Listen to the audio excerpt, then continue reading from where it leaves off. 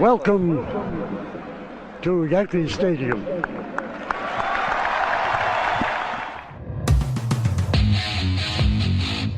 They win the final game 5-2 to remain the baseball champions of the world. The Yankees, with this 9-0 crusher, have won their 17th World Series. The Yankees again are world champions. The Yankees win their 21st World Series.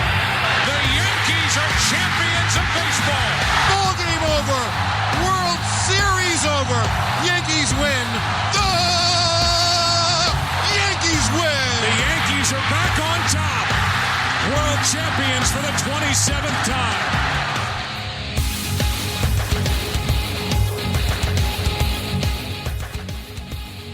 Welcome back to the Chase for 28 podcast. My name is Chris, and for the first time since the 2024 postseason, I'm excited to welcome back the podcast Paisan, AJ.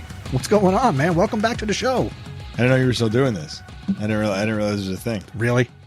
No, I'm kidding. Of course I know. Of course I watch and listen and like on the Instagram and all that stuff. Awesome. Welcome back.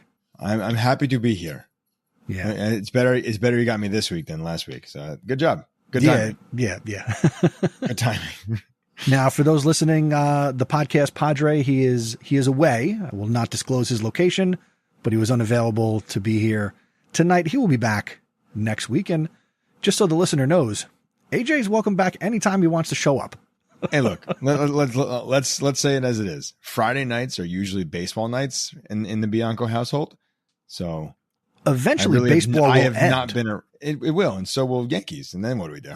Your young children play baseball all the way through November. No, then they do flag football and soccer and stuff like that. Anyway. I'm very happy to be here. Very good. I'm happy to have you here too. We're going to go to our trivia question from last week. Boy, I'm not expecting you to know the answer. I did not know the answer. I'm going to be honest with you. So I'm not even going to play. Here was the question posed by the Padre. What number has never been worn by a Yankee? Now, I tried to ask clarifying questions, and he tells me where to go. That's the father-son relationship that we have. It is not just one number. So these are the following numbers that have never been worn by a Yankee at the major league level. Here we go. This does not include like spring training. This is like called up, played baseball. Called up, Yankee Stadium, or in another major league city. All right. Numbers have never been worn. By the way, did not get an answer from the Cuisini, nor did I get a text from Alex this week. So the two people who communicate with me about trivia did not reach out. So here we go. Got it. Mm-hmm. 00. Ooh, that's not right because there's a 0. 00 counts? 00 is a different number. It's also a different number in the NBA. Oh, I heard about that story, that they're on the same team. There's a 0 and a 00. Yes. It's crazy. It's double dinky. 78. 78. Okay. 80, 87, 93, 94, and 96. Can we just go through real quick and just acknowledge that there's been all the other numbers have been worn at some point or another? Yes. And there's somebody out there who can probably name every single player who's worn other numbers. I was actually looking up when I was just clarifying the answer to this question. On August 31st of 2020. Okay, so going back to the COVID season. New York Yankee Miguel Yajure, Yajure, on August 20th, 2020, the Yankees issued him number 89. He's a pitcher. And with him wearing number 89 on that night in 2020, prior to that date, the number 89 had never been worn by any Major League Baseball player. That's nuts. So another thing the Yankees did first. Number 89. Did that guy play? He just wear a jersey. He pitched? He pitched. Here he is on August. Yeah, he got in the game against Tampa Bay in an empty stadium during the COVID season. Man. Yankees were losing 5-0. I don't even remember that name. It was a flash in the pan in a crazy season, I guess. All right. He pitched well. He got a fly out to left, a fly out to Brett Gardner in center, and his last pitch, and he struck out somebody. Okay. So Cool. he'd had an effective inning, but he was the first player to wear number 89 at the major league level. That's crazy. Good number. Anyway, Good number. I did not prep a trivia question for the end of this episode. So AJ, unless you've got something top of mind later in the episode, we'll go from there. I like it. Let's do it. All right. So the Yankees, much better week than last week, as you alluded to. The Yankees with the win tonight. We're recording this on Friday, July 11th. Birthday shout out to my mom. Happy birthday to you. Happy birthday. The Yankees are now 53-41 on the year after an 11-0 win over the Central Division leading Cubs. The Yankees are still in second place in the American League East.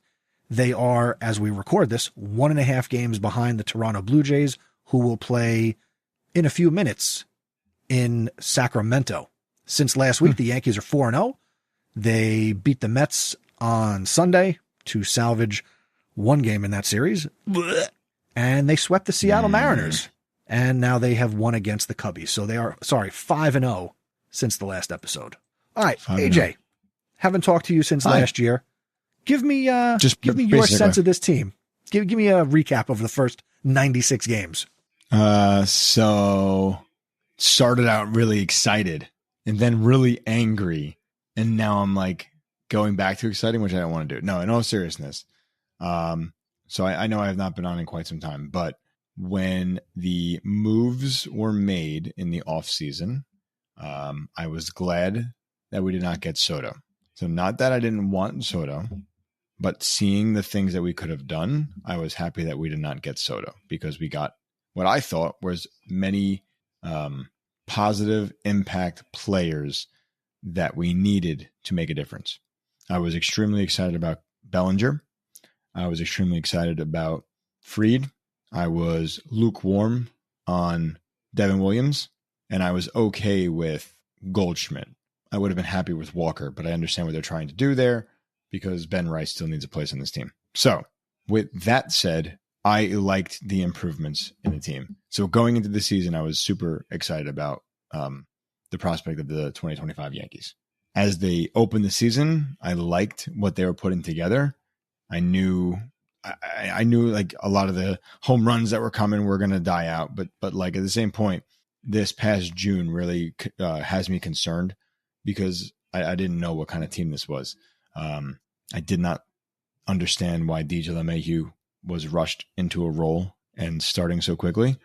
I didn't understand why Peraza is still on the team. Dude's batting incredibly low. I don't see a place for him. I'm still trying to figure out the backup catcher. Like, look, Escara can do things every now and then, but I don't think he's the answer. I don't think Ben Rice is the answer at catcher. So I'm still excited about the team, and I'm excited about the year ahead as we look at the halfway point here. But I don't know. I don't know how to say this because I think they can compete with the Tigers because I think they're better than the Tigers.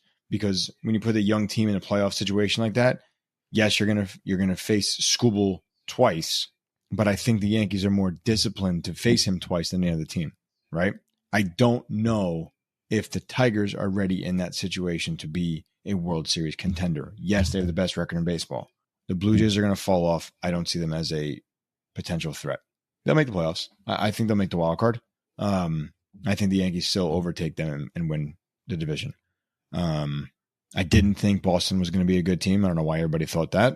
I didn't think Tampa was going to be a good team. Cleveland, I'm a little shocked at.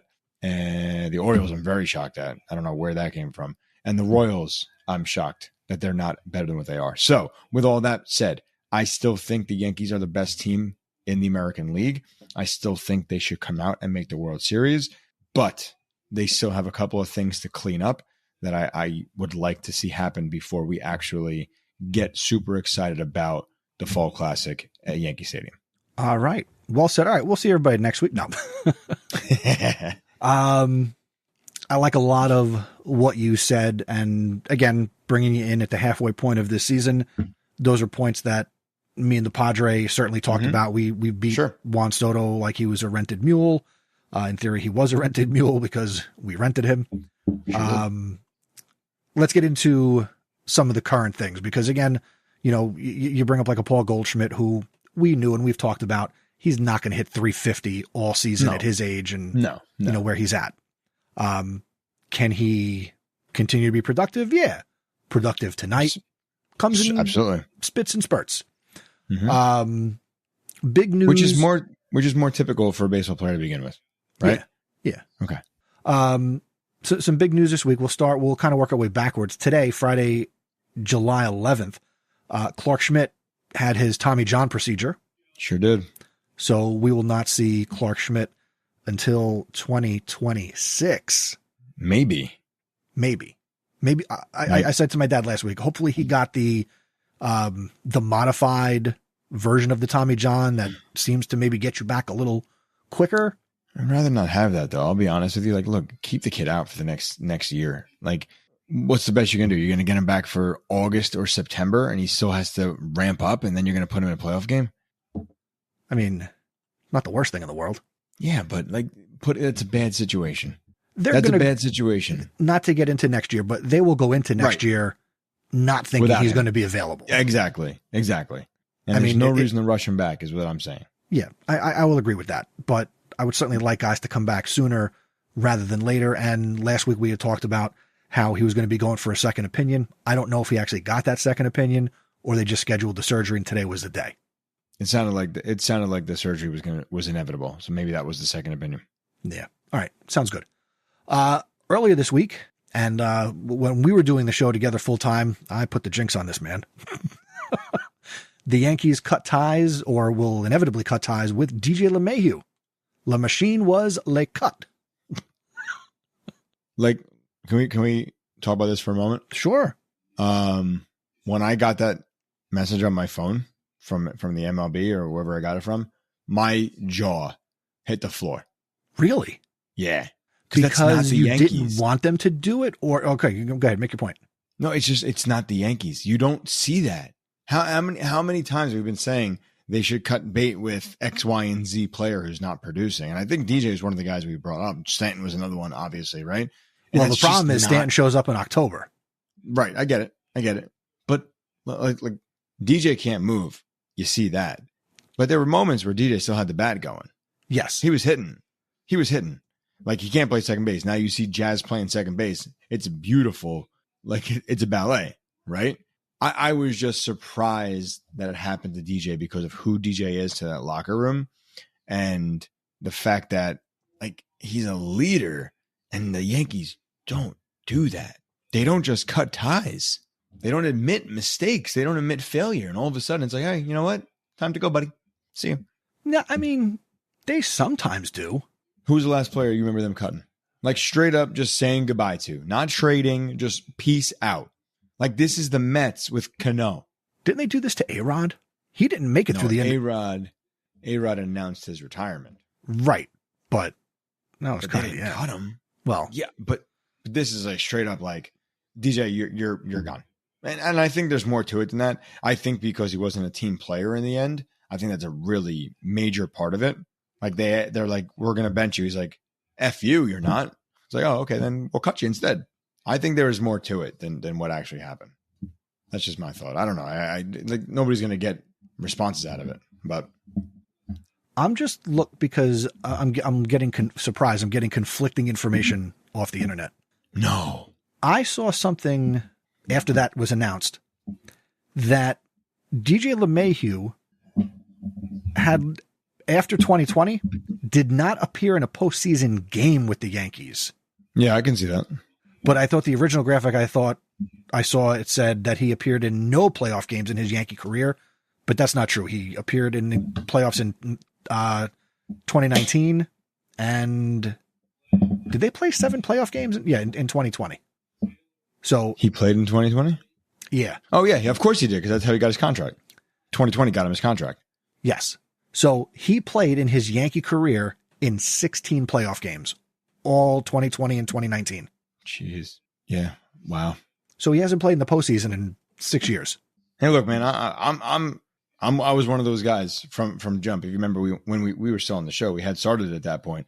I was one of the guys like riding high, like, hey, you got to sign him. You got to sign him. You got to sign him. And I was amped when they did because I don't think it was the wrong move. The problem is he got hurt. Right. But also it was the years that you put onto it. Like baseball is just so fickle like that the contracts you have to put out there to compete with other teams, you have to outbid everybody. Like Soto does not get $800 million. Right. Like he is not that player, but you have to because somebody else is going to get him for whatever. Yeah. 760, 700. So with DJ LeMahieu being designated for assignment, I do want to formally and officially apologize for years ago saying, oh, gee, he doesn't have to bat 350 for his whole Yankee career if he just bats, 310. And I don't think he ever hit over 300 again. So I'm sorry, Yankee fans. I jinxed him. My fault. I'll eat the crow on that one. So he's DFA'd, which brings to a point you brought up briefly. Jazz Chisholm back to second base. Jazz looks comfortable. Jazz is going to be an all-star. Jazz is also going to participate in the home run derby. But it's always nice when you see one of your own guys out there. Not going to lie. I understand, but come on. When you think Jazz Chisholm, do you think home run? Now I do, sure. Bombs away. Load the torpedo. This is what I tell the boys, man. Just hit a line drive. I guess it just goes out, but he is swinging for the fences, and I'm nervous it's going to mess up his swing for the second half of the season. No jokes. I mean, if he wins this might be a Bobby Abreu situation all over again. Remember that year? Oh yeah. Bobby Abreu has like 40 home runs in the first half of the year, goes to the home run derby and hits 0 the rest of the year. Aaron Judge did the home run derby in 20. Aaron Judge is a different ball player. Yeah. Aaron Judge does not need to swing for the fences. Jazz Chisholm puts everything he has behind that 113-pound body to hit it out of the stadium. You're funny. Thank you. You want to tell me Cody Bellinger's back in the home run derby? I'll get a little more excited. Jazz Chisholm Jr. is 184 pounds. My left side he is. He's 5'11". The dude is skinnier than me, and I'm the same height as him. Tell me he's 184 pounds. Hey, when I was a senior in high school, I at 5'11" was also 184 pounds. And I was like Babe Ruth.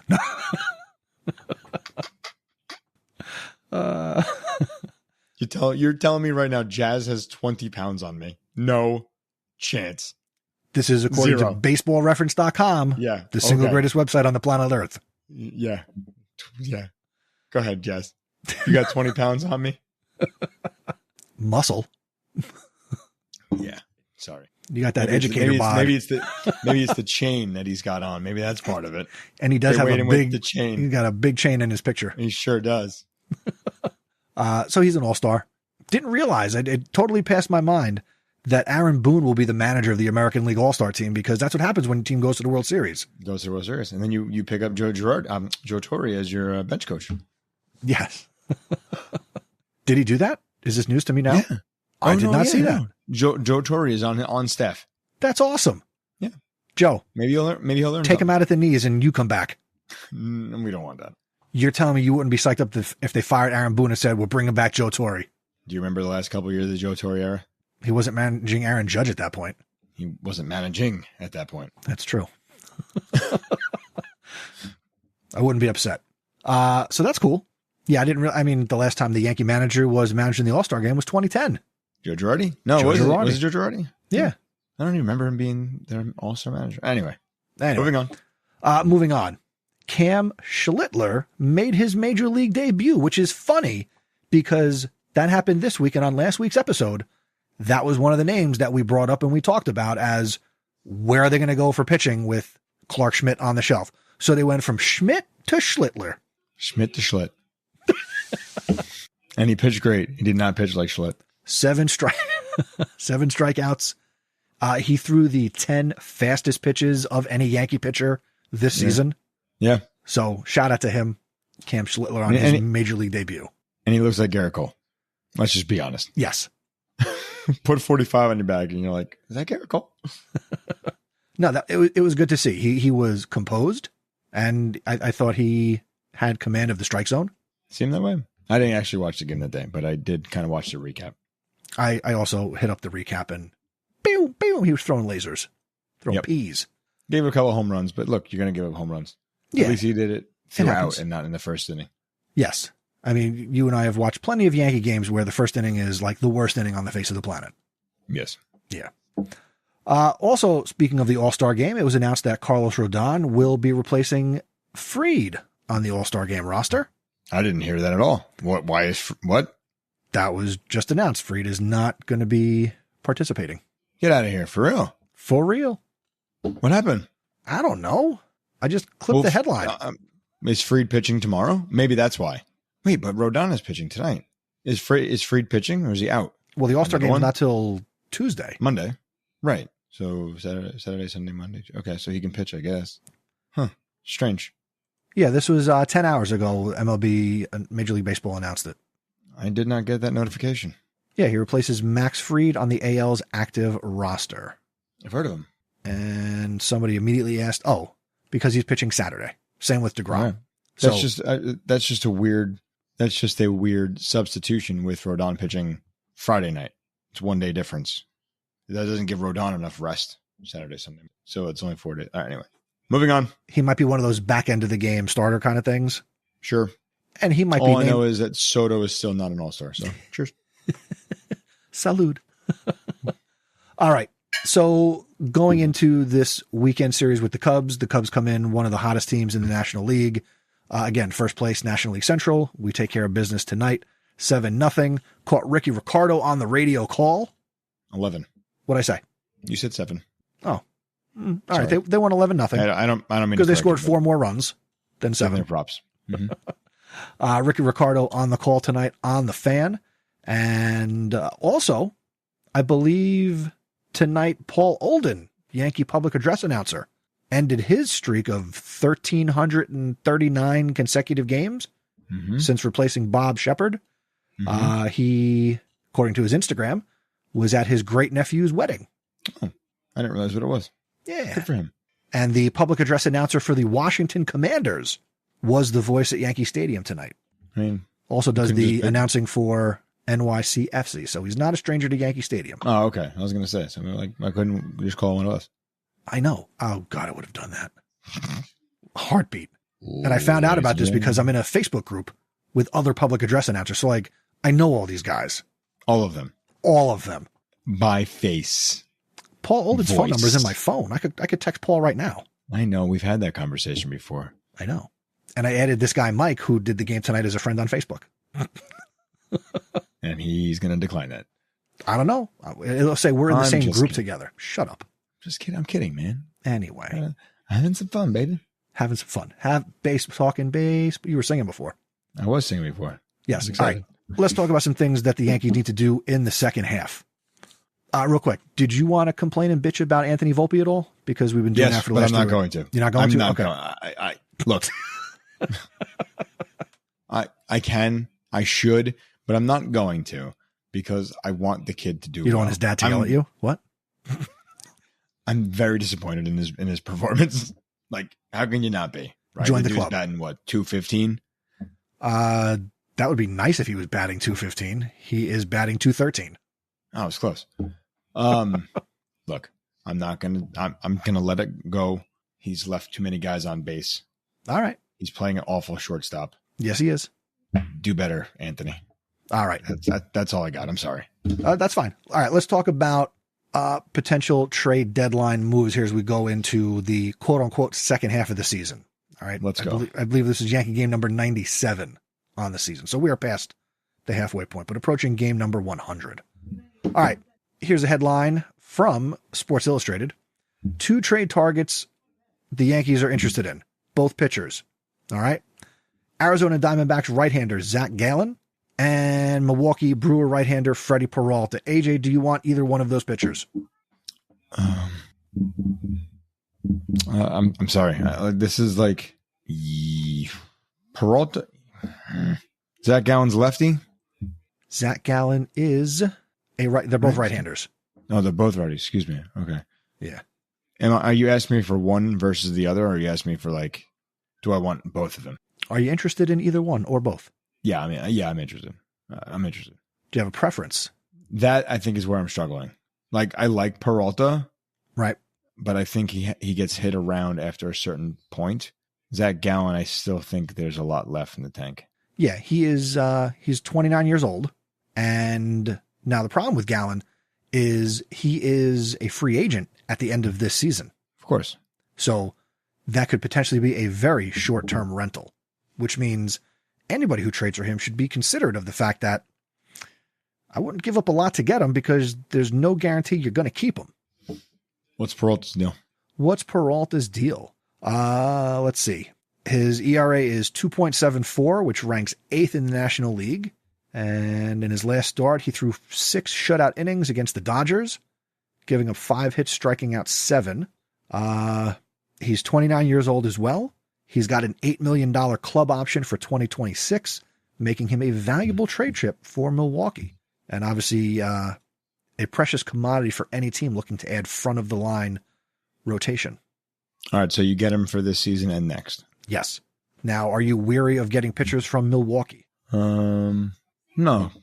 Corbin Burns did well last year. I was talking about Devin Williams. Oh, right. We have him. He's from Milwaukee. Right, remember? I don't know. I don't know his mindset. I really don't. I saw him pitch the other day against the Mets. He did really well at Citi Field. Zac Gallen, I know, is going to be a gamer. So maybe he's got the better build for Yankee Stadium. Maybe. But I don't know for sure. Maybe. All right. So that's 2 pitchers. Now, the other glaring hole, I'll throw my 2 cents in there. I would go for Peralta because, again, you got that club option. So sure, not really a rental. Mm-hmm. If he performs, maybe he earns another contract. Where'd we get Montas from? Was he Milwaukee? No, we got him from Cincinnati. No. When he came over from the A's. Oh, right. Okay. Right. We got the wrong M. We wanted Manaea. We got Montas. Yes. Got Yes. Yankees have a big hole at third base. So sure AJ, do. Let's play who's going to play third. Let's play, I don't know, is on Peraza. third base. Here are your options. DJ LeMahieu. Nolan Arenado, Ke'Bryan Hayes, Ryan McMahon, Eugenio Suarez, Ramon Urias. Yeah, no. Between those guys, I got to agree with the sports pope. Bow down to Mike Francesa. Mike has been talking a lot about McMahon from Colorado. Yep. Yeah. However, describes him as having a Yankee Stadium swing and somebody who might be highly motivated to get the hell out of Colorado. Go ahead, AJ. Apparently he was a target last year and he requested not to be traded. So do you want a guy who doesn't want to go anywhere? Because last year, I think he didn't want to be traded because he had a baby. So you're telling me you're going to trade a guy to New York who doesn't want to be traded to begin with. That was last year. I agree with it. Yeah. Okay. So what's a different year? I don't know. The kid's older. I don't think he wants to be traded. But look, he's a good ball player. He's the gem of the Rockies. But again, he's playing in Colorado. So what is he going to do here? All right. I like him. If they got him, would I be upset? No. Would I understand that move more than the others? Yeah, I get it. I think he can still be productive, even though I don't think he's having a great year this year. Last year was the year to get him. I don't know what his numbers are off the top of my head. Currently this year, he's batting .210, scored 36 runs, has 12 homers, 26 RBIs, and 2 stolen bases. Okay. Maybe this other third baseman will catch your eye. The Pittsburgh Pirates, Ke'Bryan Hayes. No. Now there could be something special if the Yankees are in the World Series and you've got Hayes at third. Nope. I'm good. His father was Charlie. Yeah, I know. Great. No, I don't like Ke'Bryan Hayes. I think he's a fine ball player. I don't think the Yankees should trade for him. But then we'd have 2 Yankee legend kids on the team. Great. No? Okay. Nope. I'm good. Sorry. Are you interested in Eugenio? I'm going to just assume that Arenado is not on the table either for you. I think Arenado would be a great ad. I don't see it happening. I think he would be a great ad 10 years ago. I don't want him now. But yeah. I mean, he's still putting up numbers. He's not even every day in St. Louis, if I'm correct. He is batting .248, 38 runs, 10 home runs, 41 RBIs, 1 stolen base. Yeah. Right. But I don't know what his contract is. He's a great ad just because of the name and because of what he can still do. Maybe he gets a little juice coming to the Yankees, but that's going to be like the Rizzo trade where like you're getting Rizzo for a little bit and then all of a sudden it's like, oh, he's great. And then playoff time, I don't think I'm going to play very much. All right. Suarez from the Diamondbacks. I mean, that's the guy, right? But Currently batting 252, 53 runs, 28 home runs, 74 RBIs. Yeah, that's the guy. But I don't want to give up everything you have to give up to get him. He's also a rental. Yep. And Look, I don't see the Orioles doing business with us. Orioles for who? Orioles? Yeah. No, you don't want it. Don't need that. Look, isn't it very surprising that there is not one person in the Yankees organization who can bat better than 150? Isn't that amazing that you have to go out and get somebody? Because not one person can bat better than 150 and put a bunt down in the 10th inning of a baseball game. You are correct. I'm not saying bring up Lombard. I'm not, because I don't think he's ready, and I don't want to see that just yet. Yes, that's the future. Fantastic. Let it be the future. But like your bit Bivas, can he play third base? I just want to say his name every day. Like, put him as a starting third baseman, man. You got Andrew Velasquez at AAA.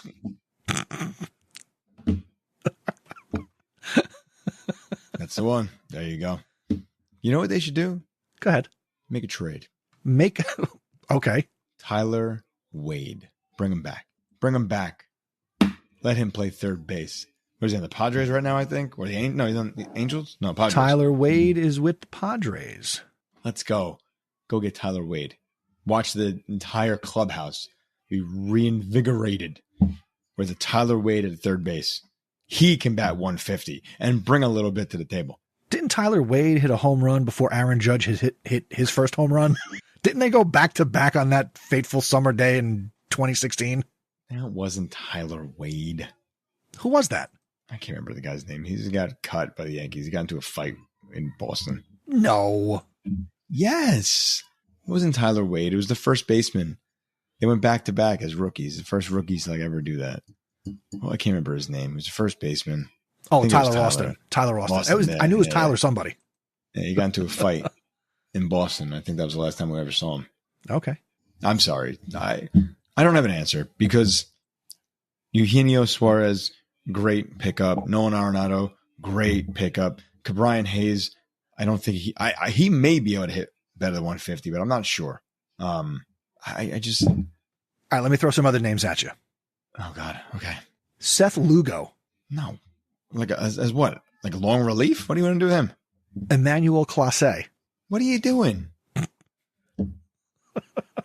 This is like the phone calls that I listen to on the radio when they're like, Yankees should trade for Jose Ramirez and give up Peraza, Cabrera, and Grisham. I was like, yeah, sure, I'll do that trade. It's a great trade. How about Gallen and Merrill Kelly from the Diamondbacks? Right. For a bucket of baseballs, right? Sure. You know, Arizona wants to make the playoffs, so they're not just going to give up guys. Also they're true. like right there. They're right there. Well, this is coming from the great Jeff Passan. One move that every team should make, and his best match is Suarez from the Diamondbacks.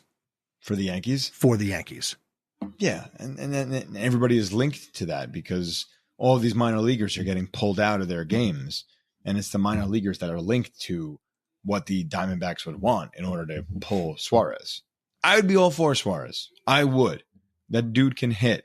Yes. And he played in the American League, so he knows it. But I'm just concerned with what we'd have to give up for him. Yeah. And I don't want to give up Spencer Jones just yet. You know how I feel about prospects. You know how I feel. I know. And they're prospects for a reason. I was listening to Mike Francesa's podcast today, and he made a great point. When we watch baseball, we hear about other teams and stuff. Do you ever hear hype around minor leaguers like you hear hype around Yankee minor leaguers? Exactly. That's the problem. I'm gonna borrow from Mike. The Yankees, and I'm gonna paraphrase, the Yankees need to shut up about who's in their minor league system and stop saying who's the next best, greatest, this, that, shut up. That's the problem. Like, even you're doing it now to Spencer Jones. Like, who happens to be playing well as well at AAA. And he may be good, but don't say he's the next Aaron Judge. You can't say Volpe's the next Jeter. You got to stop doing it. Look at these teams that are so successful. Houston calls up Cam Smith. Everybody's like, who the hell is Cam Smith? And what does he do? Hits a home run his first game, and the dude is nasty as a rookie, right? Yes. The Cubs, Pete Crow Armstrong. Mets are stupid. Let's take him and make him into something. That kid can play baseball. Yes. Right? And it wasn't like wow, where's all the hype behind this kid? Let's just put him in the minors, put him in the majors. The Yankees, even from the Cubs, get what's his face? Gleyber Torres. And what do they do with him? Screw him up.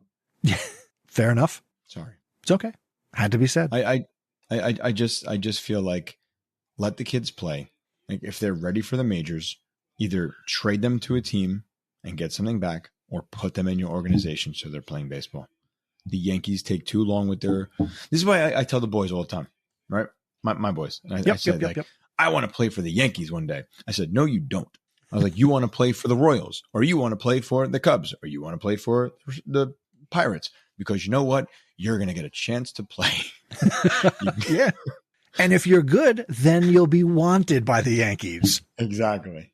Couple of years, Bryce Harper. Oh, wait. No, we don't want him. He doesn't fit our mold. He doesn't fit in the guys we want to hit home runs in Yankee Stadium. Yeah. Sorry. Oh, well. All right. Did you have fun coming back on the show?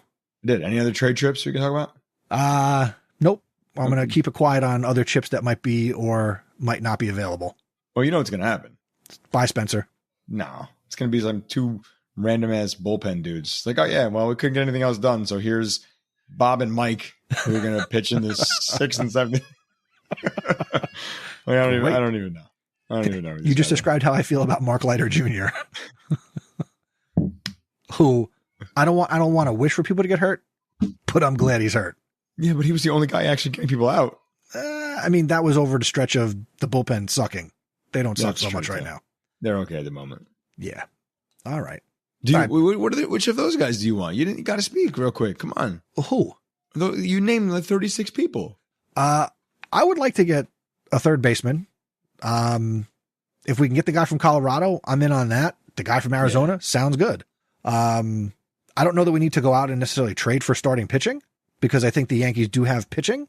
I'm concerned about Hill. Well, we need to see what we get when he comes back, and it sounds like he's going to go into a rehab assignment next week. Okay. So, depending on how that goes, again, it's July 11th. Could he be back on the major league mound in the last week of July? And if his rehab assignment goes terribly wrong, and all of a sudden you see a trade, you know why? There you go. Right? Yes. So it's tough. You know, this team wants to build for the playoffs, but are they trying to build a World Series winner? But it goes back to a point you made earlier in this conversation. The Yankees are still probably the best team equipped to get to the World Series from the American League, in spite of being in second place and despite how well the Tigers are playing. Yeah. Don't kill the flow. Right. Right. Like, got a good thing going right now. You roll with it for as long as you can. Don't make a drastic change. You want to go get Ryan McMahon? Fine.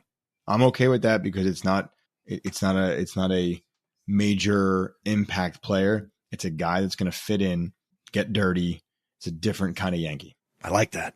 A dirty Yankee. Sounds like a good cocktail. I was going to say, it sounds like a drink. All right.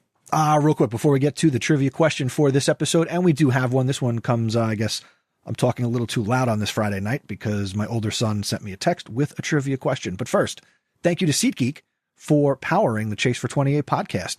Use the promo code Chase for 28 on the SeatGeek app, and you can save $20 off your first ticket purchase.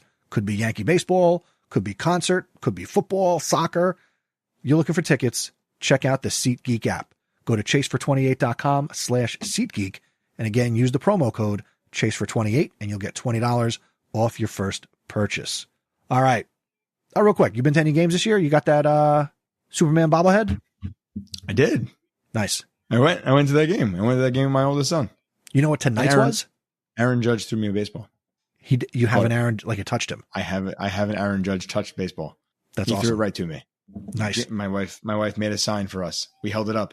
He nodded at us, pointed at us, threw the baseball. It was the most perfect throw I've ever seen in my life, because it went right over the guy in front of me, right into my left hand. And like 3 inches lower, the other guy would have got it. It was the most perfect throw I've ever seen in my life. That's nice. It's on video. The captain. It's on video. The captain. El Capitan. No. Sorry, you're right. The captain. The captain. Treat the judge with respect. Sorry. Order in the court. Order in the court. All right.